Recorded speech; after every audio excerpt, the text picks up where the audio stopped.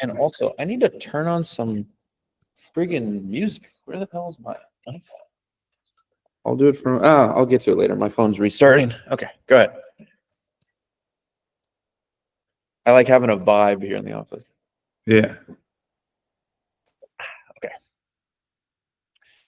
People are loving the membership side. Good engagement. Good feedback. Great courses. Huge value. So what we're talking about mostly today is content and lead generation. Yeah. Primarily lead generation, because we're ready to go with the paid. So that's launching any moment. Yeah.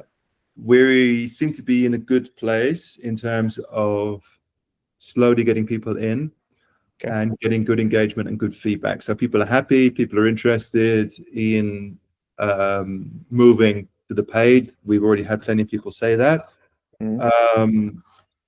So we just need to be able to scale. So at the moment, what we're doing, and that's Fardal primarily, is building Instagram, and then doing direct outreach, starting a conversation. So it's very natural, and then inviting people to the membership. And that's going well in terms of the quality of the people that are coming in. So they're very engaged, they're very happy.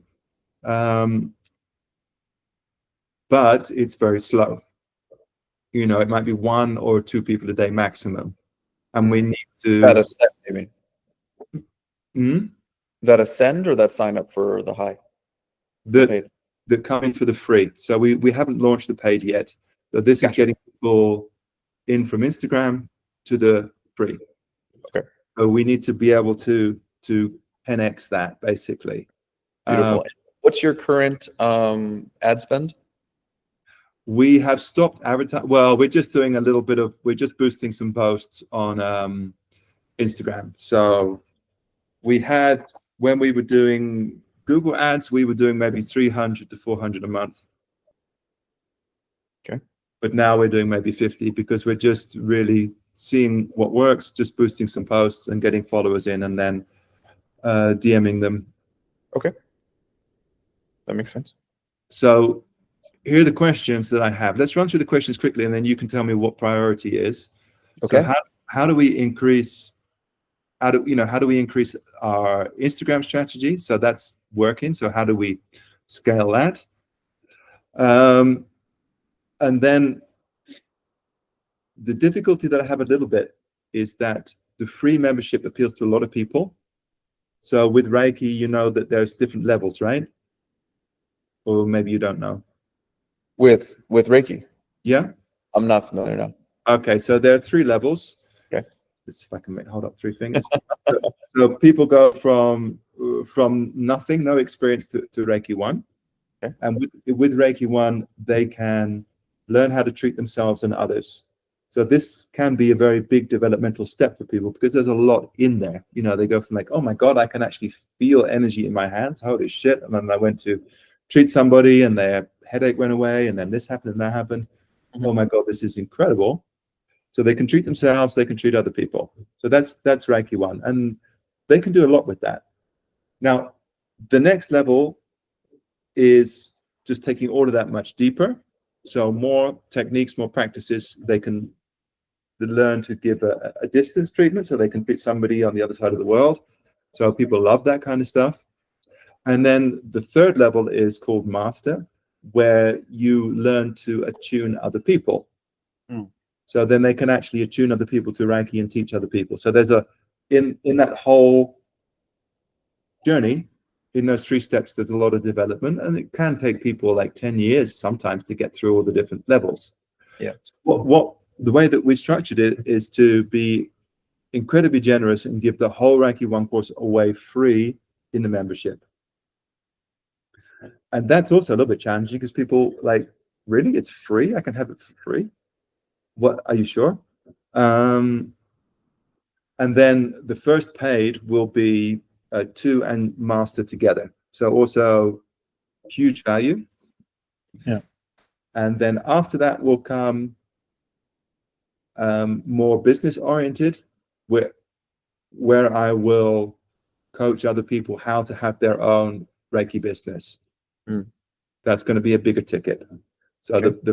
The first one is going to be like a low ticket, and the second one will be a bigger ticket. So the challenge I have a little bit is that everybody comes in for the free membership at all levels. They might be learning and they might be master. So what I'm thinking is, because we have these two different aspects, the best thing to focus on is the Reiki 1 course. Is to say to people, okay, you can learn Reiki for free. Mm-hmm. Yeah, that makes sense. To start with the basics, always with the basics.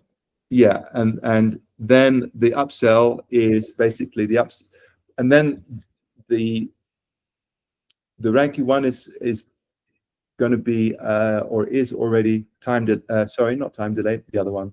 Remember, you've got to go up in the levels, so it's split into three parts. It's stripped, or you have to. It's level, so it's an engagement. So as people engage, there's 3 different modules that take them all the way through, and then they can do the whole training and get a certificate. Mm-hmm. Now, for the paid version, we've put everything in there, the 1, the 2, and the 3, so that if people in the free want to fast track, then there's only one product to buy, one next level, which is the paid version. Then everything is in there. Mm-hmm. And then they can open up the Reiki 1 all straight away, and then the 2 and the 3 are time unlocked. Mm-hmm. Because there's so much value in there. I want to avoid people going in for 2 months, getting everything, and then leaving again. Mm-hmm. So what I'm thinking is to find out how to. There's basically 2 things that I would like to do, but then I want to see if this makes sense to you. So scale how it's working with Instagram. So run some ads which really work properly, and then start to work with YouTube, because what I can do with, I have a small YouTube channel, and what I can do with YouTube, this is what I'm thinking, is to take out parts of the Reiki 1 course, because the Reiki 1 course is free and it's public as well. So I can put some of the trainings in like directly accessible area, and then have a lead magnet, or have a video which is around the lead magnet. So if I have let's say I have a training which is how to treat somebody, how to give somebody a treatment on a massage table. So I've got that as a training. I could create a YouTube video like around that, and then say, hey guys, you want to get the full training? It's free in our membership. So I could do maybe 10 different lead magnets videos around it, and use YouTube in that way. Those are the 2 main things I'm thinking about. Okay. So the number one most important thing that I think is easy to pass by is reducing the degree of overwhelm, repeatable processes that you have. Once you're scaled and you've got things going on, I think it makes sense. I mean, you're going low ticket right now, so it would probably make a lot of sense to start with a simpler flow. And one of the simplest ones I've seen is that, in fact, I will be testing this out myself again, because I've seen it work very, very well. But what it is looks like you recording a class or a Reiki session or something like that, with people on the other, with people on the call. Group calls definitely work. And you put it into, there's plenty of softwares out there, but you would find a software that does a AI breakdown of the long form 1 hour teaching and turns it into short form stuff. And that short form stuff just goes up, and you just do a bunch of those after you've had like classes, courses, whatever, for like a week. Instead of you thinking what were the best parts of it, you can look at it afterwards, because a lot of times you get the feedback from people like, oh, that's really interesting. And instead of you having to remember, it's just there. So that workflow would look like you're in primarily, because if you're going to try and go to YouTube anyways, you may as well treat it as one thing. You want to try and remove as much friction as possible. So you would record you'd record it with like Meet or Zoom. Then you would publish that in full on YouTube. If people want to see it, title it whatever you think, depending on how your brand and delivery goes, and then automate that into shorts that go up on Instagram. Okay, From so I could use something content, like, sorry, one more thing. From that content, so that would be organic. And then if you were to run any ads, you would likely want to base it off of some of the content that you're doing. So you would take one of the short form ones that perform really well or that you really like, and then part of that would be the inspiration for the ad. Got it. Yeah, that way you're just mind dumping, you're just doing you, and it gets filtered through little nuggets, and you just pick your favorite nugget. And you save all of the time of obsessing over trying to make it perfect. Gotcha. Okay, so do like an hour-long form, put that on YouTube, then break it down into shorts. So I can do that with CapCut. You can do it with CapCut. Also, if you have a couple $100, I would get Opus Pro. That one's a really good one. And you get like, I think you can process like, let me tell you right now. I think you can process about at 30, I think at 35, 36. So you could probably process like 40 hours of content on there for $200, which is a good amount. I can do quite a lot. I've got the pro version of CapCut that can bang out like. Does that automate? Yeah. But you have to pre-cut it, right? Or does it automate from a long form? Would that be able to turn it into a short It'll form? automate from a long form. Yeah. Oh, okay, great. Then yeah, you try CapCut. In fact, maybe I'll try CapCut. I know a lot of people use that one. Yeah, I can make it'll bang out like 20 shorts from a long form. And it interprets what you want is something that just, as long as it interprets the whole conversation, is like, oh, this is important, this is important, this is important. It's quite remarkable. It understands the conversation. Yeah, I was surprised. Great. Okay, awesome. That's great. And so what do I do to promote those shorts? So because then I've got to, how am I pointing back to the membership? You've got a few different ways. Your cleanest way is, because your free community is your funnel. So your cleanest way to just start going, because content is most important in this case, not a really good catchment system. So GHL is there for when you're ready to start scaling. In the meantime, you could say, join my free community and I will give you this thing at no cost. You don't have to pay me to be able to learn this stuff, whatever that is. And then your free community is the funnel.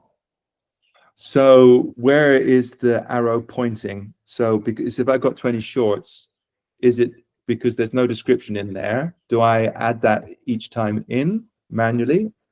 No, with the shorts, you're just putting out a lot of content. So every 3 would be like a CTA, but you don't want to do it every time. And then in your bio would be a big CTA, or inside of them you could be like, comment blank if you want this, and you can basically say, yeah, here you go. It's in the free community. The comment is in the shorts or the long form? No, usually, well, you could do it for YouTube as well, I suppose, but certainly for short form, once in a while you can be like, message banana if you want to receive the blah blah blah, and then you have someone on DMs.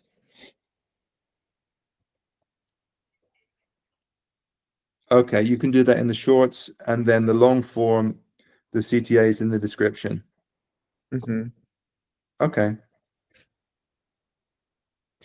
Yeah, and none of these are absolutes. I would recommend you toy with them, because this part largely depends on your audience and content delivery and stuff like that. So these are smaller variables. The important part is making sure that the workflow is clean and that you're doing your 80-20. And in this case, getting stuck building funnels will be you're going to be working on spending a lot of time doing that, and you can produce a lot more content that might not get everybody, but it will get most people. Okay, so when you say workflow needs to be clean, what does that entail? Single process from recording goes into a file somewhere. You get that recording, you you upload it to YouTube. You then put that through CapCut. Those shorts go on to Instagram, and then you just keep doing that. And you'll see kind of a slow growth because what you're doing with this method is organic, but it also perfectly primes you for relatively low energy labor ads because you already know what performs well. Mm-hmm. Yeah. Yes. So okay. So got it. When you're talking about a clean workflow, you're talking about something where I can just grind and produce an awful lot of content. Yeah. You want a good output is what you want. And so anything that is not a good output, that's more catchment or operations or whatever, if it's not output, then you're not focusing on the right thing. Right now, lead generation, seems like is your bottleneck. So go full Yes. tilt in it. All Yeah. right. So this is organic, and then this is going to Instagram and YouTube. Yeah. So this is the best method for taking organic, priming it for ads, and then once you have some kind of like weird extra brand twist, everyone's wearing pirate hats or something like that, something weird, that can work hyper organic on Skool. Single workflow.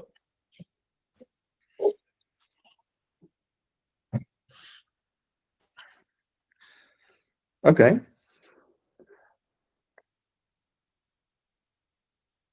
So when you say we're priming this for ads, what we're doing is seeing which shorts are getting the most traction. Yeah. If you want to do ads, which you may not need to, you may not want to, but if you want to, you don't have to do any additional work really.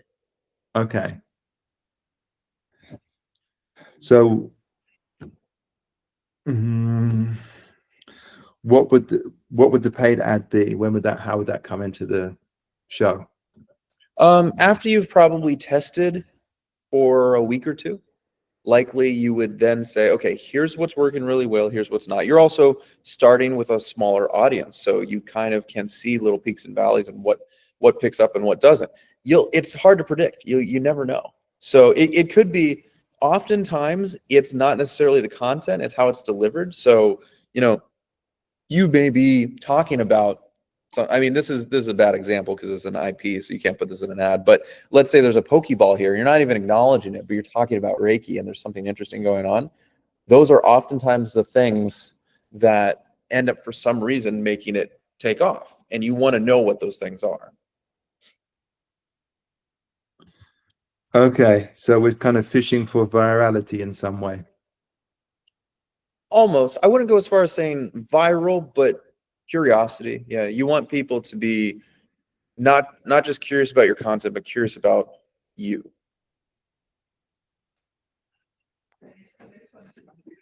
Okay, that's a bit amorphous, but okay. I'll give you an example. This is a tangible one. Every time you watch Alex and his content, as it was taking off, he had a few things that he did really well. What stood out for you physically? If you just saw a snapshot of one of his pieces of content, what's interesting? What stands out? What's weird that he does that no one else does? Oh, I couldn't say anything that I saw. He's on a whiteboard a lot. Okay, yeah, there's one thing. He also is always wearing this nose strip. Oh, Subtle. yeah, okay, that kind of stuff. He's Sure. also always wearing a hat. He's wearing a tank. Nothing really changes. He's got a thing. There's a curiosity in that.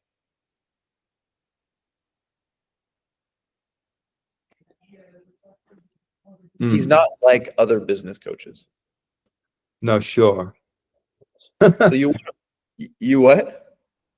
No, for sure. No, I Yeah. mean, Yeah. yeah, but that's mainly because what he says and his No, what he says is important too. But if you sit down and you talk with him, he will be among the first to tell you that, yeah, good content is good, but it has to be delivered in a way that is somewhat different. Because a lot of this information is out there. I'm sure many people have heard these things, but you're delivering it in a way that someone would be like, oh, that's interesting. Oh, that's weird. I haven't seen this before. So you can't assume that if there's 5 Reiki teachers and everyone's delivering the same way, how do you stand out? You're probably going to be showing up on the feed of people that see a lot of Reiki shit. So you have to come up with something And that's why I'm saying you'll find that it's like a Pokeball or like something spills on camera or someone farts on camera. It's going to be something that usually has to do a bit more with the authenticity of it, because you're not trying to make it perfect. It has extra features that make it interesting beyond just the topic.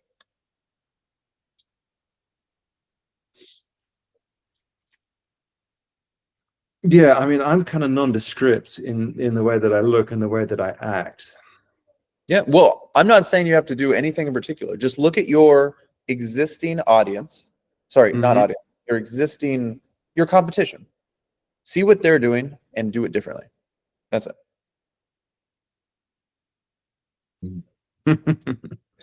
Yeah, okay. I don't know what that would be, but okay. That's okay. You'll probably come across it eventually as you're doing this. I'm giving you like a year or two of content creation in a smaller version. So you're going to feel a little lost here. But the point is that at some point in this process, you'll be like, why did this take off and this didn't? And it's going to be these little amalgamous things that usually are you learn from someone over time spent with them, or it's a curiosity. Those are going to be the things that help pick it up. All right, that's I get it. How much content should I be generating? This is a tough one. I hear a lot of different ones. I see people do a lot. I mean, Alex does a lot, but he doesn't really get the returns that he used to. And it may be because he puts so much stuff out there. You see him all the time. So it's not as exciting as it used to be. I don't think you're at risk for that. So you can probably just go to town and you'll be fine. I'd say like do whatever it takes, like do as much as you can to be able to sustain it for 6 months. All right, so let's just say, practically speaking, how many posts a week are we talking about on YouTube? I mean, if you're doing a really good job, you're posting once a day. That's like awesome. Also really good that delivers results would be once every 2 days, but consistency. So don't do it a ton one week and then not the next week. This kind of thing. Yeah, and we're talking about one semi-long form, right? And then multiple shorts. Yeah. And how many shorts are going out? So let's say you're doing both. You could probably do like two to three long form per week. And then I would put out like 3 to 5 short form per week. And that would be a really nice content blast. Like that would be enough that within 2 weeks, you could now start having a pretty good sample size to guide what you're doing. Gotcha. Okay. Anything else on YouTube before I think about Instagram?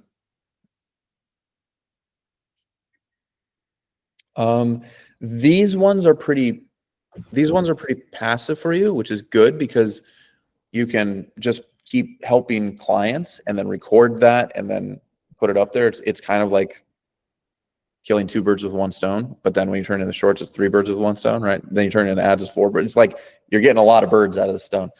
And if you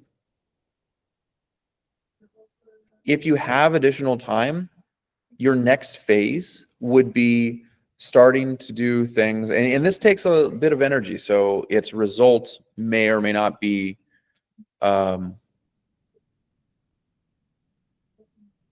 it may take a minute because this would have to be consistent as well, but you could your next phase would be something like you making content to camera.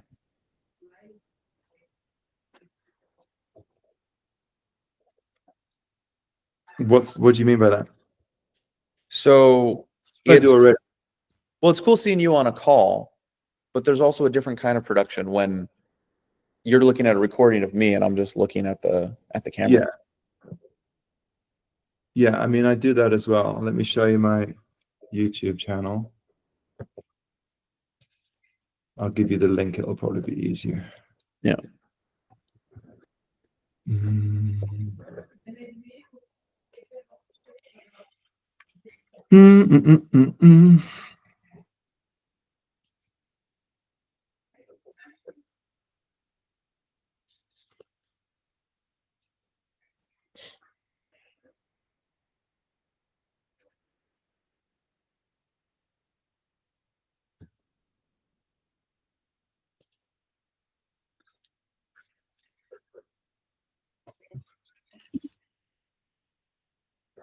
So where are we?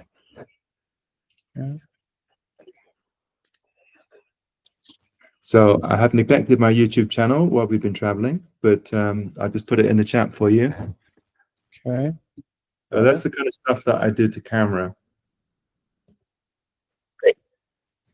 Yeah. So did you use this for anything else or just for YouTube?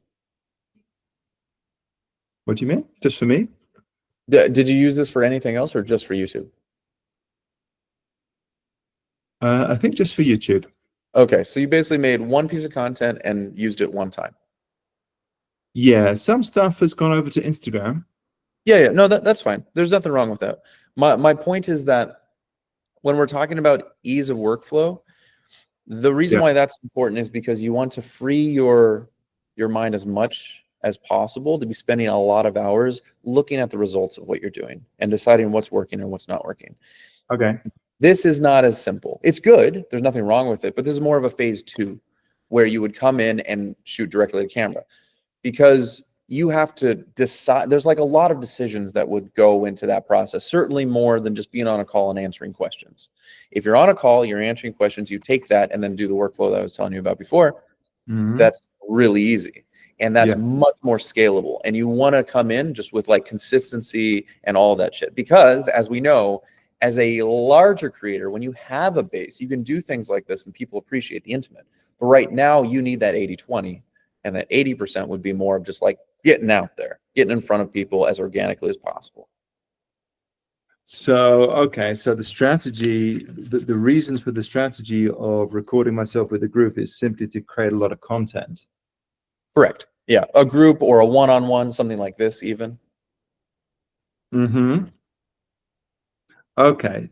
But I mean, okay, I got it. Now that makes sense. I mean, I can definitely do that. That's not a problem. But I'm also I can talk to camera for an hour easy, not a problem. Yeah, absolutely. I mean, if it's totally natural and it's not distracting you from anything, great. But you will usually get better things from answering questions that are easy to scale. Because, and when I say better, I mean because the audience has, you have more places to sample. You know when they liked it on the call. You can see when they liked it in the by comments or likes or whatever on socials. Whereas there's just a little bit more friction with a regular headshot. So unless that's your break time and you're just like eating lunch and doing something like that, try and put all of your waking time into like just getting people on calls and recording that. Mm. Okay. Yeah. Also, it's more likely to be stale when you're just delivering long form direct. It's hard to sit and focus on that for most people. Well, it's kind of easier for me because what I do with teaching is also like I can talk for an hour easy. So it's not too difficult for me to transpose that to talking to a camera. But I mean, I could definitely do both. That's not a problem. Mm. So to break down the direct to camera stuff, does that follow pretty much the same sequence, same strategy? The reason why, one of the big reasons why that's a second level, yeah, it would have a similar sequence, but you would also have more data from everything you did in step 1 with putting up group calls to know, oh, I should definitely hit on this topic. It'll do the job for you. You're in a unique case because in your case you can just riff for an hour and you love it. I still, though, would probably recommend doing it based off of what you have seen work to help inspire you for particular topics. Yeah, so I'm measuring engagement by looking at just audience retention, that kind of stuff, or Yeah, feedback. Well, you can also triple. I mean, pretty soon here, Skool is going to have a way that you'll. I'll put it this way.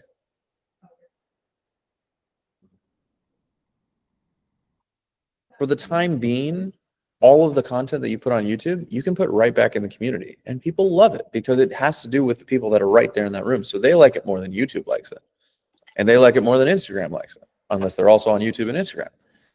So you're kind of like triple dipping, quadruple dipping. You're throwing it everywhere. Got it. Yeah, and So then what? Yeah, I'm hang gonna on. out so that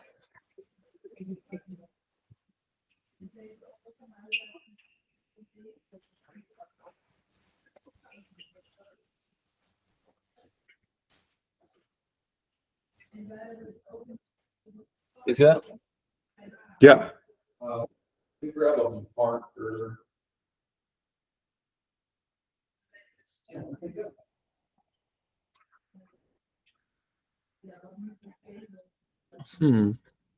I think someone moved them. Let me go grab one.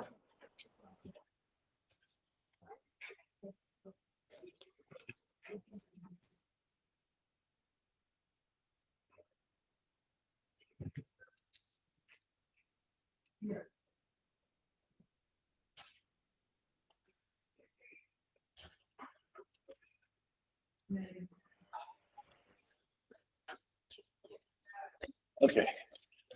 You can see up to like right here. Up a little bit. This back. Oh, you can see my rainbow reflection. Okay. So what you want to do is make it as simple as possible. So this is your content. Oh, Jesus. Really? It's dead.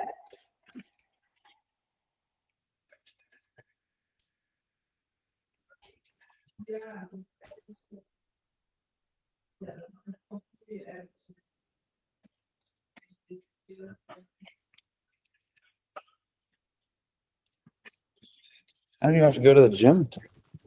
Okay. This is your content. And this is for 80/20. So we're just focusing on the bits. Can you read that? Is that clear? Content flow, yeah. 80/20. Hopefully that's clear. Okay. Yeah. So what you're doing is if you have group calls or one-on-one, I recommend group though. They're always a little bit more dynamic. From that, you get a recording. Right. Okay. That recording, which we've already gone over a couple of times, but the recording goes to YouTube as long form. Right. Yeah. Then this goes to something like CapCut or some other AI software, right? And that turns into short form, which can go to Insta. And that's short form. You can also have it go back to YouTube as short form. Nothing wrong with that. And also this YouTube one will also go to Skool.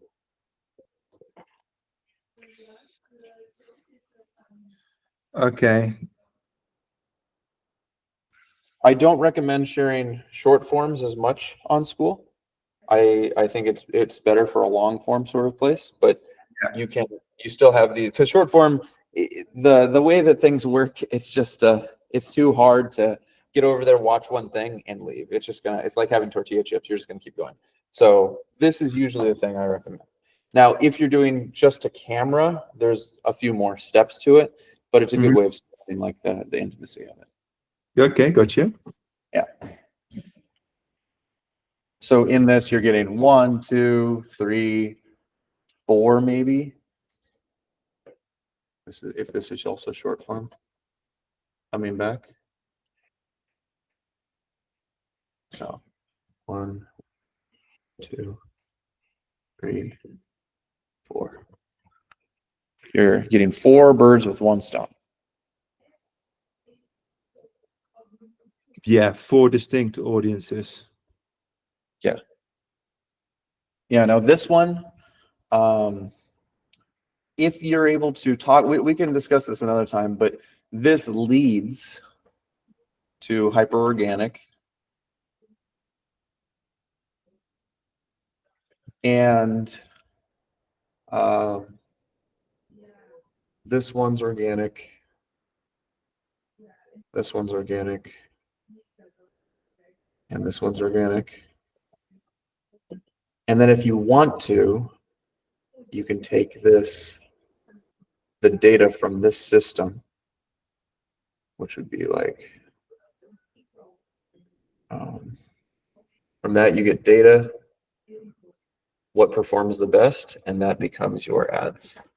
So now technically this is your fit, all out of one video. And this one would be, yeah, ads. So you have 1 hyper from this workflow, 1 hyper, 1, 2, 3, 3 organic, and 1 ad. Gotcha. What's hyperorganic? Well, in this case, it would be long form and 2 short form. But what does hyperorganic actually mean in this case? Hyper would be on the Skool platform itself. Well, I'm trying to understand what quality that has that's beyond organic. So our organic would be you're getting it off of social media and bringing them to Skool. Yes. Hyper organic would be you're getting them off of Skool onto your community. When you're saying, because I'm assuming school means my school, but you're what? No, the Skool platform. Because your biggest friction of getting people into Skool is that they have to make a profile account, right? Yeah. Well, a lot of people already have that. Okay. And some of them are looking for what you have, or at least curious. So Okay. there's a whole strategy here about the transition from having your content and stuff onto organic, but you need a basis of material. How are those people that are in school, not yet in my community, viewing my content? You would put it on your, so you want to talk hyper organic. I'm trying to understand what that is. Yeah. Well, how are they seeing it? Okay, so you've got a few different ways. You can be posting wins, right? I'm sure the last time you said, "Hey guys, we just got 100 people in our community." I bet you someone from Captivate went into your free. I bet you, if you checked. So when you post wins in other communities, the communities love to hear it, and it naturally gets you exposure, right? I got you. My question with that only is because I've seen a couple of people from school come in but don't do anything. They're like part of 500 other school groups, and like that's a seriously diluted person. Mm-hmm. Am I wrong? I'm not sure if I'm even interested in getting those people. I mean, I could imagine you are, because you have a lot to offer people that are in school. Am I missing something? I'll give you a clearer example. So this is a small one. This is like in other communities, right? This is usually you would do this in a community that you've been a part of for a while that taught you how to do this. So Captivate, for example. Yeah. But a good one is main school community because they want wins too. And one of the ways that I grew on there was in being able to post, guys, school works, and here's how it worked for me. Mm-hmm. They love seeing wins. And of course, if you're competing in the games, you'll get people there too. The last one is discovery. Yeah. And that depends on you having a really good that's engagement. Engagement. Yeah, we've got like 88% engagement level at the moment. Well, the metric itself is based off of engagement and new members, so it's a combination of both. But it's engagement plus your BSL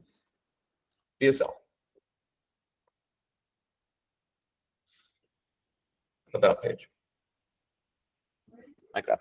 You mean in terms of conversion rate?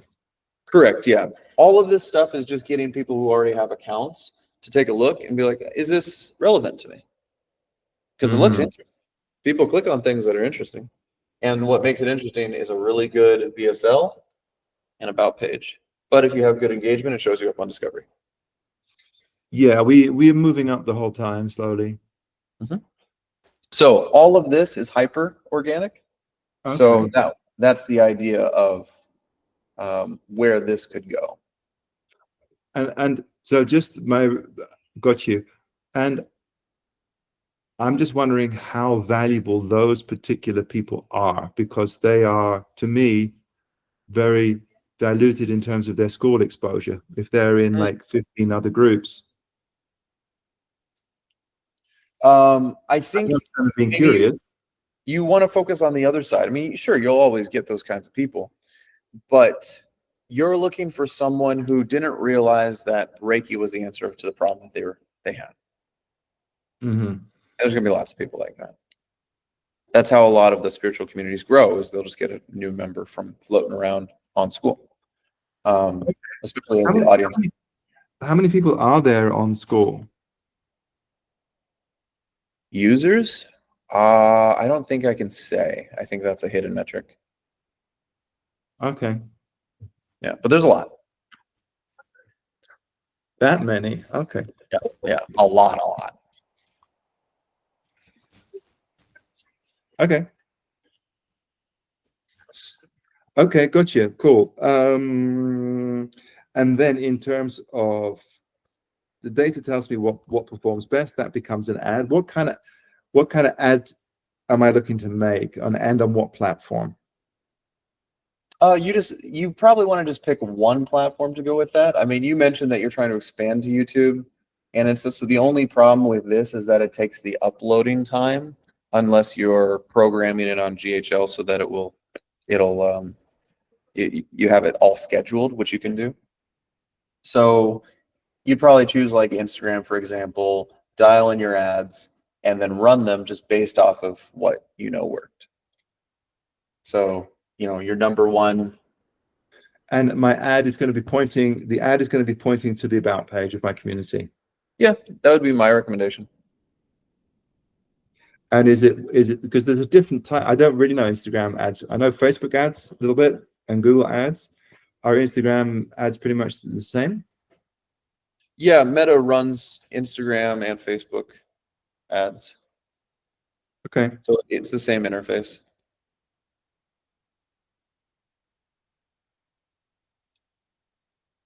Okay, that would be Instagram ads. Yeah. What about YouTube ads? They have a different interface. But would you recommend YouTube ads? Yeah, I mean, that one's hard to say. This one I'm pretty sure would work on Instagram, but it depends. It's a different answer for everyone depending on their level of expertise, exposure on the platform, and market. So that one's more challenging. I personally would probably test both and see which one works better for you. Mm-hmm. But I also hear a lot of advice that you just go for one. So I would start with Instagram, Mm-hmm. and then I'd buy YouTube probably. Got you. But if you're trying Instagram and it's working, that may be all you need.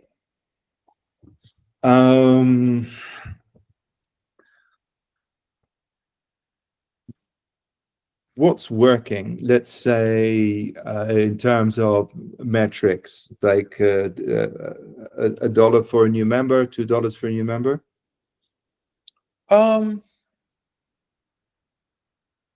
Yeah, I mean, for everyone it's different. So, this is my own personal way of looking at it. Let's assume that every 100 people, 10 of them join your community, one of them buy your paid, right? Your break-even point at that would be that you spend $25 to get 100 people. That would be your break-even. But of course, when you run ads, sometimes it's an investment. Sure.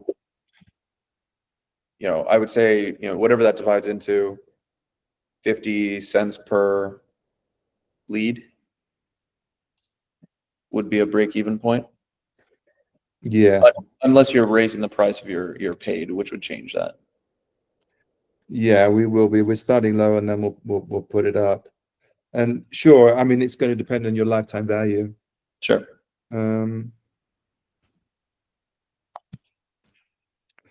Okay. And you have a feeling that this will also get us some organic leads. Yeah. Okay. Well, which would be nice. Yep. That's right. Because you're putting 3 times as much exposure, so to speak, into organic. Yeah. And if I've got like a ton of shorts, what about TikTok?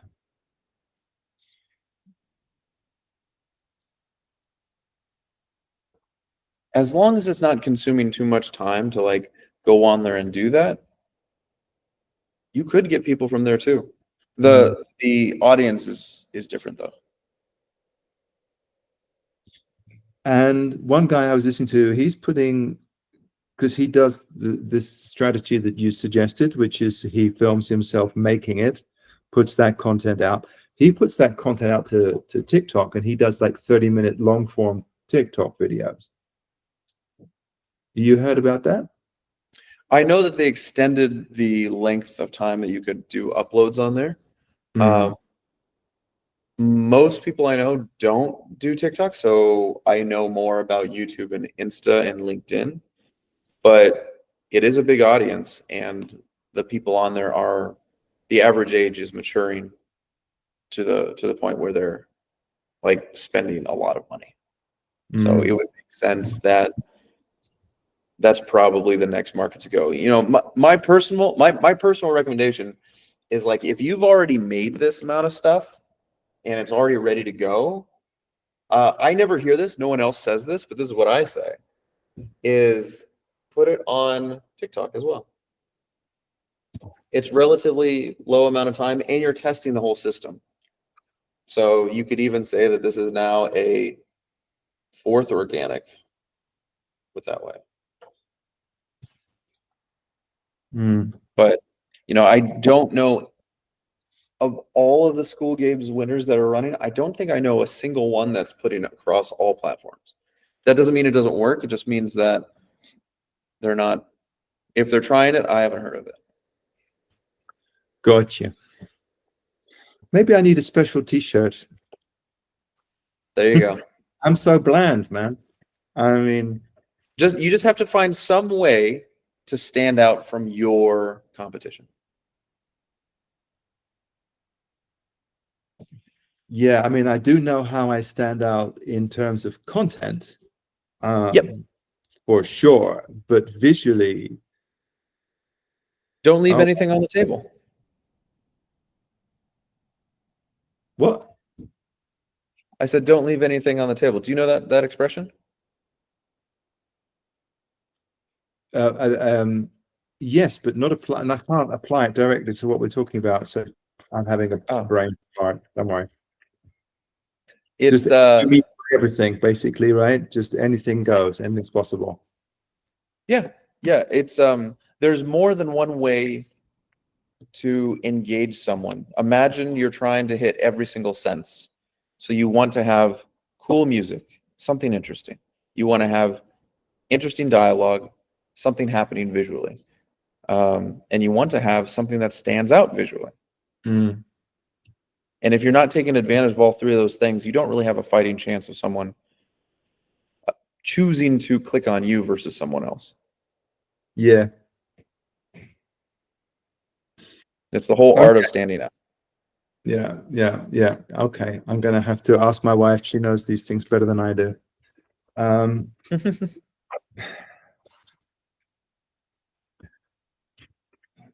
Okay, this is great. This is very clear. I appreciate it.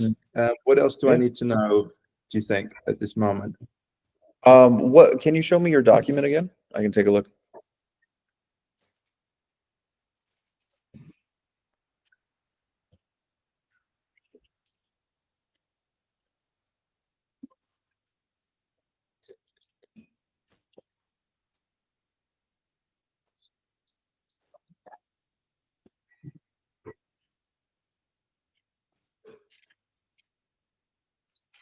For that second one, a cool footnote is just always remember people think they want courses.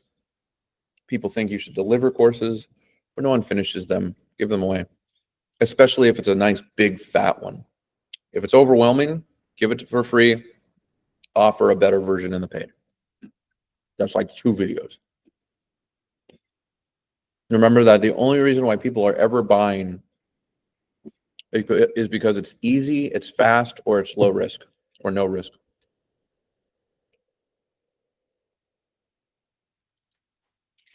Okay.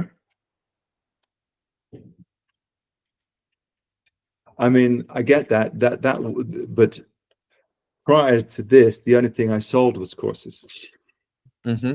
Yeah. And you'll see that. So it's a big shift because now they think they're buying courses, but they're buying community. Yeah. That's what you're selling. Yeah. Right. The People course thing is, yeah, I appreciate that. I'm learning that. Yeah. Okay.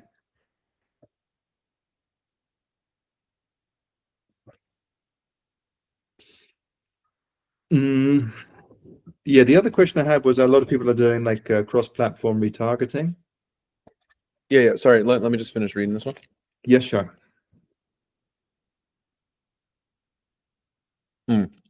Yeah, one thing that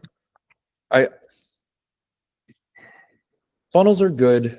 They do their thing, but I really think that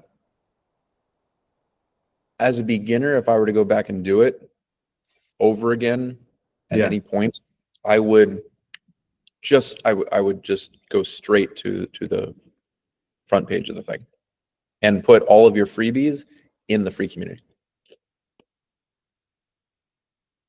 This is a response to which question?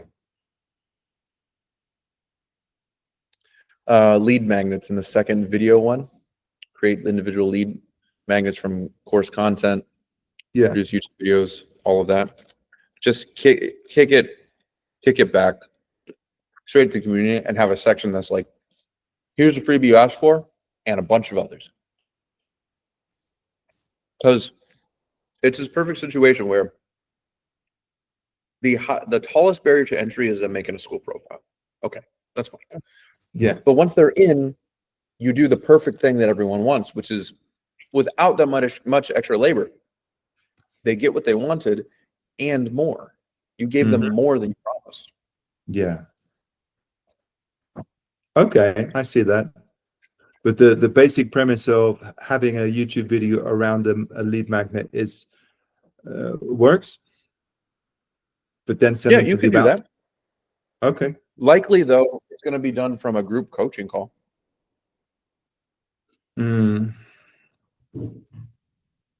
If you don't talk about it on a call, then yeah, go ahead and make a standalone. But if it's important and people care about it, probably will come up on the call.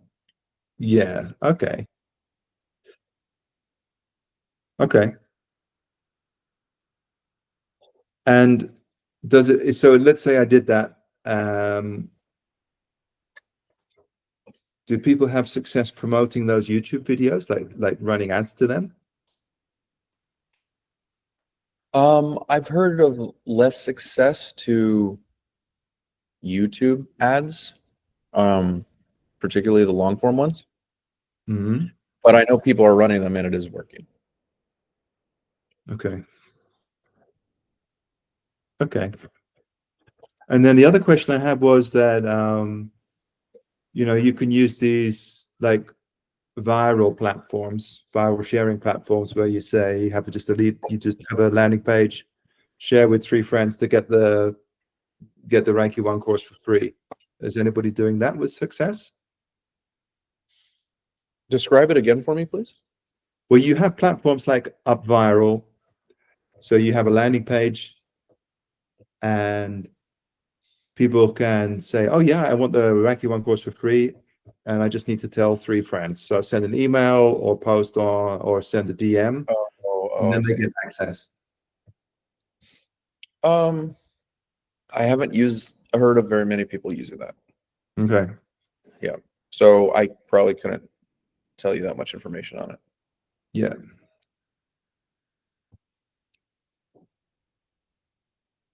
Okay.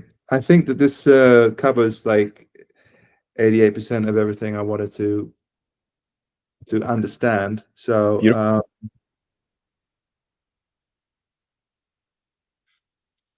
yeah, really good, clear, awesome. Was there anything else that you had that was sitting there that I can take a look at?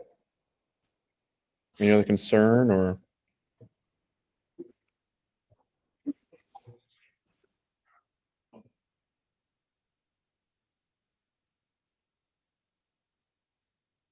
No, this is good. I just need to bang out content. Okay. I love it.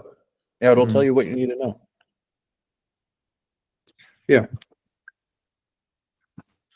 No, that's good, man. I just need to get to work. So, I mean, it's clear, and then we're going to launch like any day now. Oh, well, the only other thing I had was more practical stuff with Go High Level. Like, I'm getting it up and running. Do you have much experience installing it, or did people do it for you? No, I did it originally on my own. So I'm just following some tutorials, getting it up and running.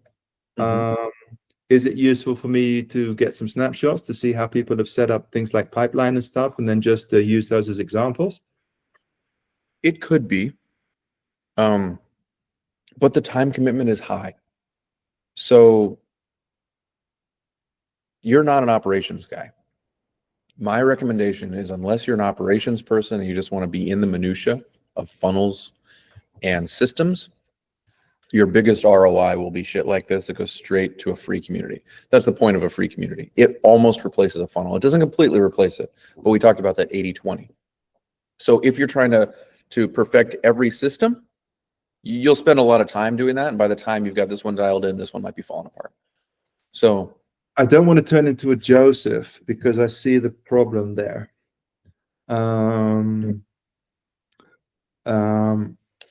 But Fardau is very much into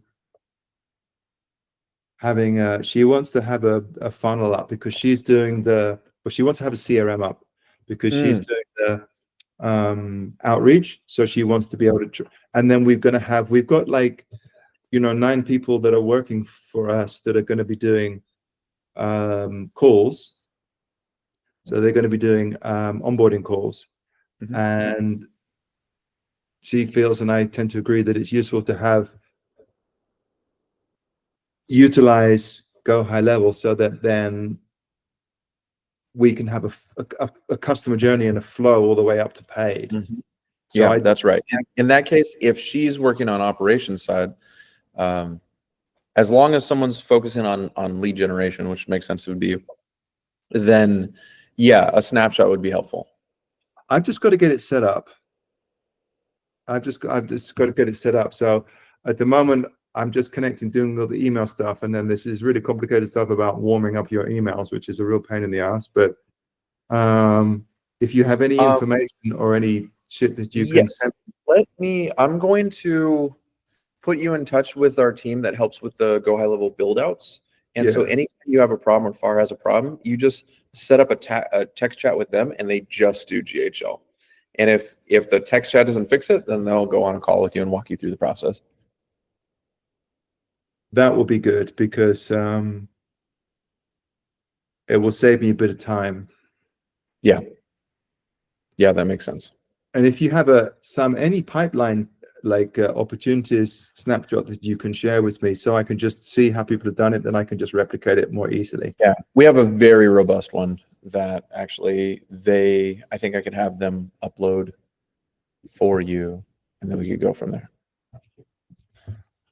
Awesome, dudes. You're amazing. I appreciate it. Yeah, you're very welcome, man. How you feeling? Good? Yes. Like, this is overwhelm is here, so I'm only here. So that's amazing. Okay. Great. That's a win for me, man. Yeah, that's what we want. As long as you're not over the point of overwhelm, you should have all of your thoughts organized proper. We got a new house. We got a place to go to in Antigua, which is supposed to be a beautiful city. So we're going to be there for 3 or 4 months. So you definitely need to come and visit us. Dude, oh, did I tell you about the crazy thing the travel thing? I mentioned that, right? No. Tell me. It was the idea that here, let me end the recording here first because it's going to be a surprise in January. Okay.